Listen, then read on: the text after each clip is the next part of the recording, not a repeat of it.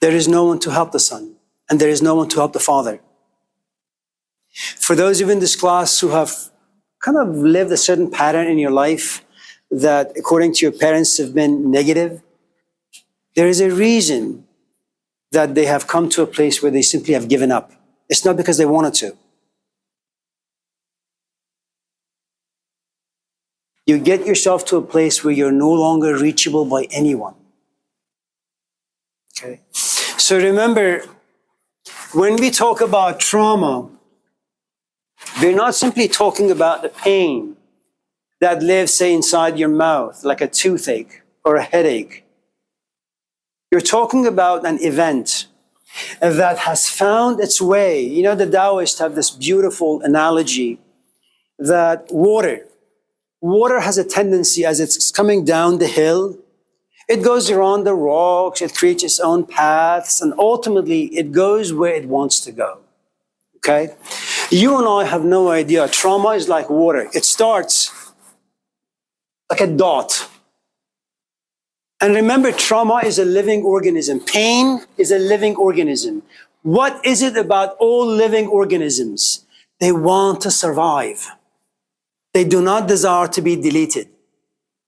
You may not like the pain, but you need to respect the pain that lives inside you. Why? It desires to live. And it will do whatever it possibly can to survive. Okay? That's what addiction is. Lies become your truths. We create narratives. All right? Now, trauma lives inside your soul, if there is such a thing. Okay? Remember a tree. Oops. Trauma are the roots. Okay? It leaks everywhere. Every fruit that this tree bears, it tastes like trauma. If you have trauma inside you, you will never get into any relationship thinking that it's going to last long. You will find ways to get out because you don't want more pain in your life. Now, your question is, okay, so fine.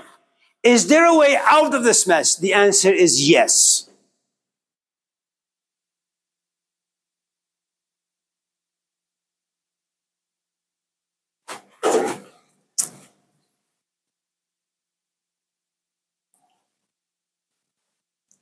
The way you teach your class, it's kind of like a big therapist.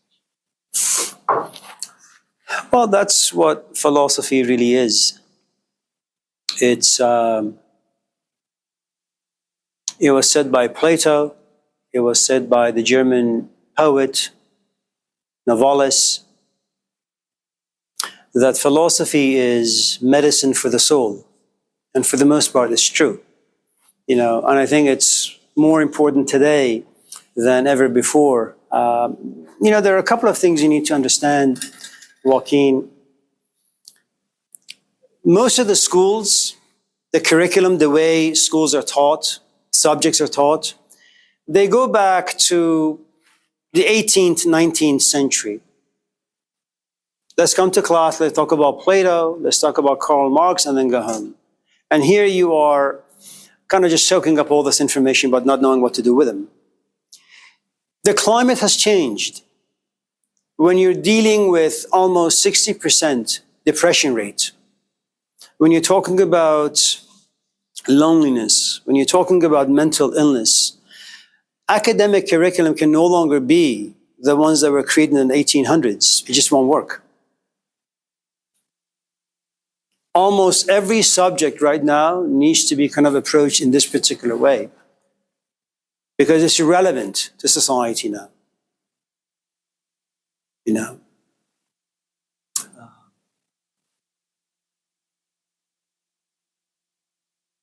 Okay. Any other questions? Yeah. I think we can never really reach a state of bliss where you're unbothered by everything. There have been some new age gurus or teachers on YouTube who say that, if you do A, B, C, D, then nothing can ever touch you.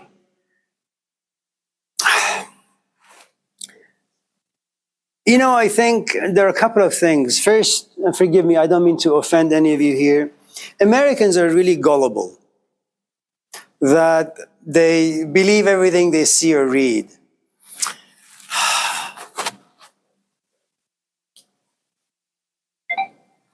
I think what happens is you will find ways to cope with the miseries of life. I don't think you can ever find yourself in a state of complete bliss unless you define bliss as someone who has $1 million or $10 million in their bank account. And they lose this house, okay, I got another 10 million. They lose that, okay, I got 9 million. That they have enough power, enough resources, that nothing can really kind of break them. They can always recover,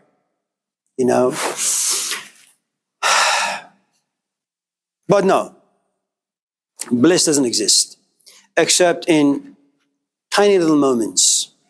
You're a professional smoker, you know what I mean. You have tiny moments where bliss comes to you, and then you sober up and you look at the reality of your life and it's miserable. And then you have a couple of choices. You either get high again, or you kind of just go to the battlefield and figure out what the hell to do with all the tragedies around you. Okay? Now, how do you fix someone who's in this condition? Was that a question that you had, or is that a question I'm imposing upon you? Or do you have any other questions you want to wrestle with? I'm sorry? How do you get rid of it?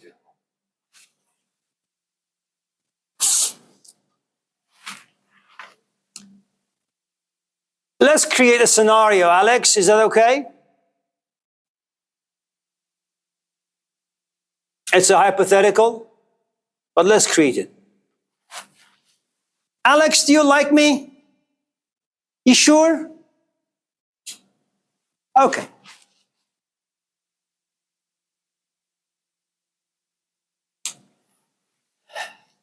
In this hypothetical scenario, let's say after class, you come to the tower building, get on the elevator, get yourself to the 4th floor, you knock on room 402. That's my office. And you say, Amir, today's class was inspiring. Do you have 20 minutes? Sure. Before you sit, I asked, did you bring me a pound of coffee? You say no. Then I say, get out. So you sit and, and I say, okay, so what's going on? In Persian, we say sofre del. Sofre is like something you put down.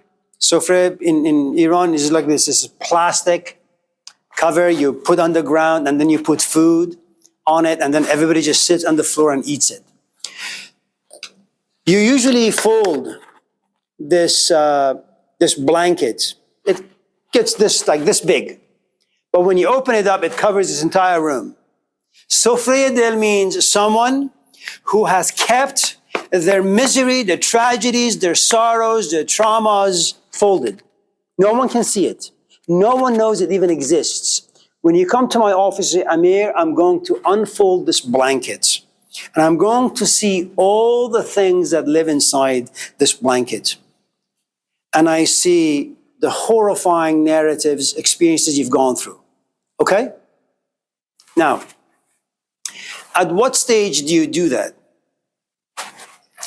It's not enough, Alex, for you to like me. It's not enough. I like all of you in this class, but I don't trust you. I like you.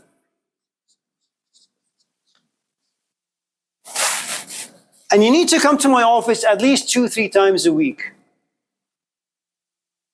When you like someone, slowly you become comfortable with them. And when you become comfortable with them, you begin to share stories that you don't share with just anybody. These are your secrets, man. You put them in your journal. You hide them under the bed. Because if there is no trust, and if you share your stories with me, I may make fun of them. You may be embarrassed. You know, when two people go out, and after 2-3 weeks they hang out and they have sex eventually, and they walk around naked around the room, and something about them says, I don't really care how he feels or thinks about my body because I know he likes me. There is no fig leaf, nothing covers you. You are comfortable. You trust. And that's the important thing. When you trust, there is no shame. Okay? Right now, you and I are speaking in metaphors. We use analogies. Why? Because we can't just come out and say what's inside.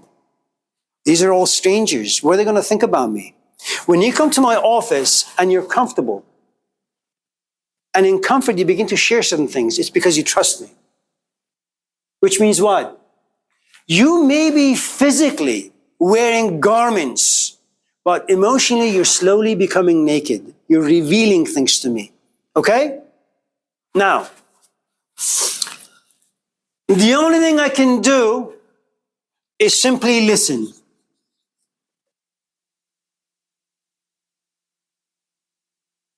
Now, what happens when you keep coming to my office, Alex?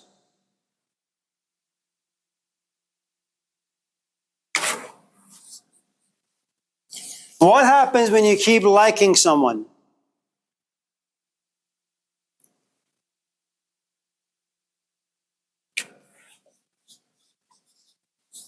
What happens when you love someone?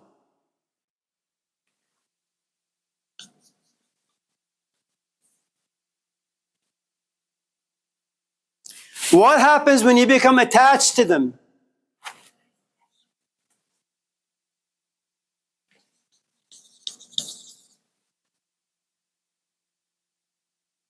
What happens when you become addicted? They become your only source of nourishment. When you come and say to me, I am going through A, B, C, D, and they've been inside me for 10 years.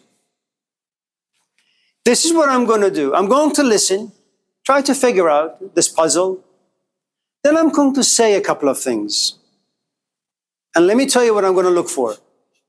You're 18, I'm 60. My plate is full.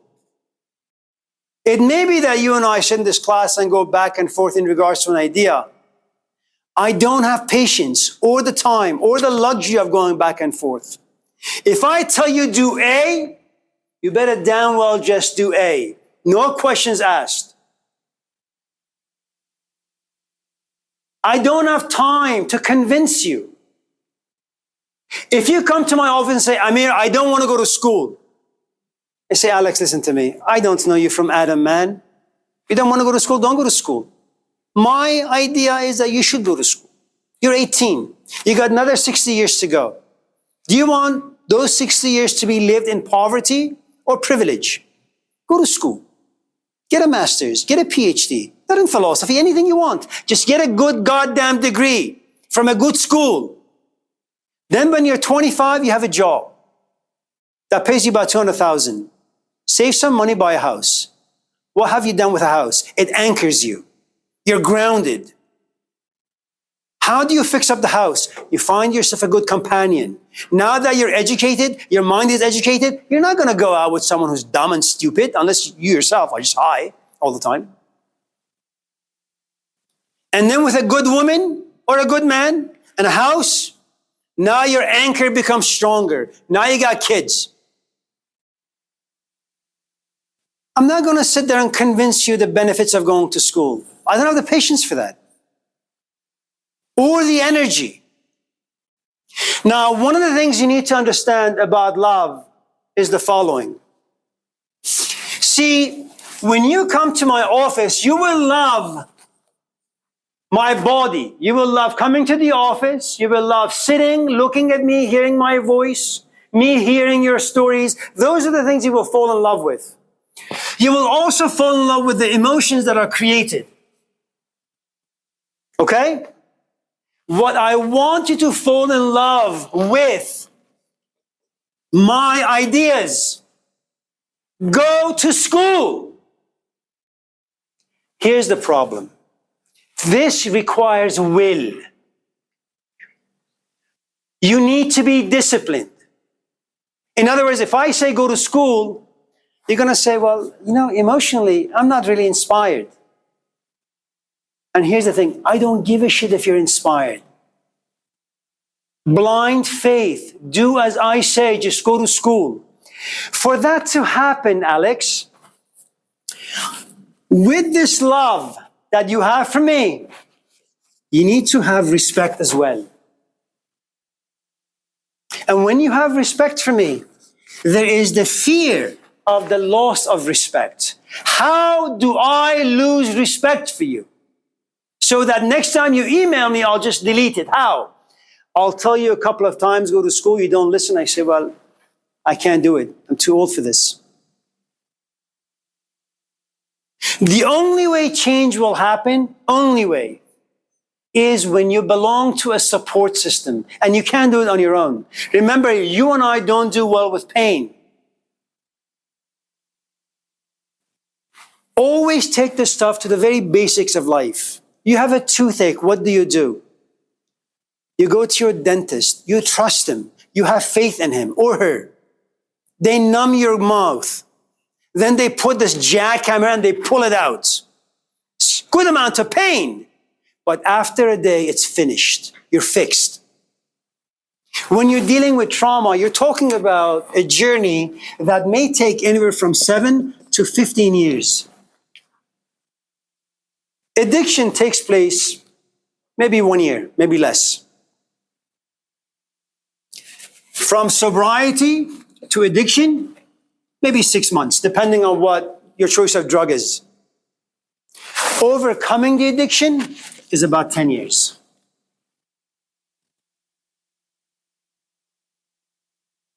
Now, the thing you need to understand about trauma, Alex, and addiction is that because you're so familiar with this, despite all the pain and headaches that trauma and addiction create for you, you eventually become familiar as to how to deal with it. It's familiar to you. It's like when people just keep telling you you're a piece of shit, you're a piece of shit, you're a piece of shit, and then you keep saying to yourself, I'm a piece of shit. Then your mom one day comes to you after 10 years and says, Alex, you're great. You inspire me. And you say, really? I inspire you? I inspire you has to compete with 10 years of I'm a piece of shit. It's not going to survive well. Unless your mom, your dad, your sisters, your friends, Jesus Christ, always come down, keep knocking on your door and say, Alex, you're great. And so one form of addiction begins to conquer another form of addiction. You cannot do this on your own. It is impossible. The privilege you have, Alex, and the rest of us in this class, is that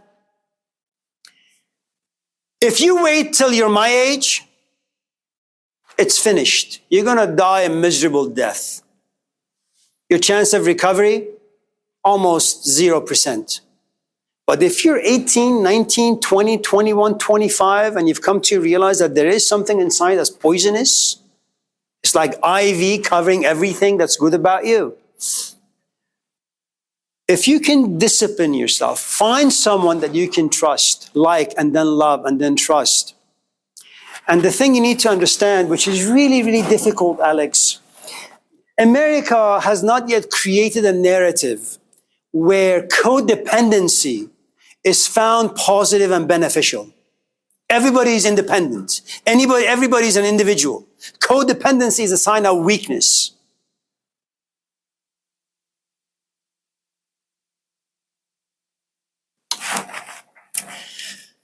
Codependency means when I get to be old, I'm going to carry a cane. Without it, I will fall. It benefits me. You have come to realize emotionally you're paralyzed. You need a cane. Find someone who can be a cane. Depend on them. Let them guide you.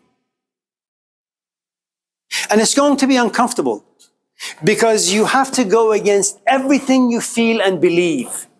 You have to kind of change. آدمی در عالم خاکی نمی آید به دست، عالمی دیگر بباید ساخت وزن و آدمی. Okay?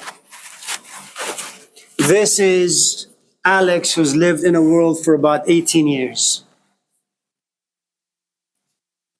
Allahu Akbar. For 17 years. Someone needs to come, yank you out of this world, and yank you. And it's not going to be easy because you're not going to go easy. You're going to fight. You're going to fight to stay in something that's familiar. Regardless of how poisonous it may be, it's familiar to you. Okay? Someone needs to love you enough, care for you enough, see good things about you enough that will force you out, bring you into a brand new world. And you won't really know what this world is. You won't know how to function in this world. But every time you want to walk out, they'll grab you by the neck and keep you there. There is this story, and then we'll go home, that comes from the Hindu tradition. Chris knows this much better than I, but I'll tell it to you. Sorry, Chris. It's about this tiny little lion cub. He's walking, having a great time with his mom, dad, and brothers and sisters. And he slips. He goes through this tunnel, bangs his head against the brick, loses consciousness. He's only like 2 days old. He wakes up and he finds himself around sheep. He doesn't know what they are, okay? But all this cub can hear is ba, ba. And the lion cub wants to have friends, wants to belong. So you know what the lion cub begins to do? Ba, ba. Even when it's like Samba or Simba, it goes ba. Even more fascinating, the lion begins to eat grass. And every time he says, that sheep, my brother, I'd really like to eat him, but I shouldn't. I'm a vegetarian. So there's a good amount of conflict that lives inside this lion. Then this lion, as he's walking with his sheep brothers and sisters and parents, slips, goes to this tunnel, bangs his head against this wall, loses consciousness, wakes up and sees these animals that no longer look like sheep. They're like lions. And goes, bah, bah. And all these lions are saying, what the hell? The alpha male of the lion pack knows exactly what's going on. And this is what the act of compassion looks like. This alpha male grabs this lion that acts like a sheep, grabs him by force by the neck, by force pulls him against water, towards water, pushes his head by force into the water so that this lion could come to see his own reflection. Once he sees his own reflection, it no longer goes bah, it roars. If any of you in this class want to overcome trauma, force will be applied to you. You won't like it. You'll feel as if you're being harassed, abused. But if you trust and love and are patient, you will eventually be able to see your own reflection. Underneath all that trauma, you will see something. And then slowly you'll get the proper tools. And once you have the tools, the trauma is not going to go anywhere. You will have the trauma, but you will know how to use it. See, when you go to an AA center, the way I did for 30 years, When you go to AA center, it's not Jesus Christ sitting and guiding the center. It's the guy who got drunk, who lost his wife, lost his kids, served time. He sobered up. You have in the midst of you, in the center, a sinner who realized he was a sinner, repented, became sober. Now he guides all the drunks who want to become sober. The history of trauma will always live inside you. But now you will use it as opposed to it using you. Okay? And if you want to define that as bliss, you can, because it's really a great definition.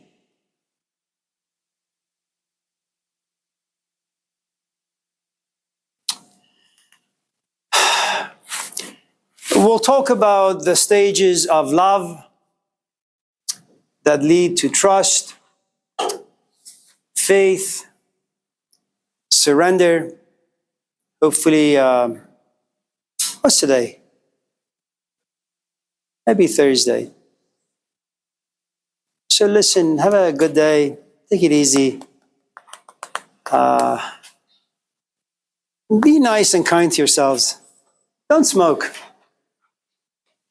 Bye.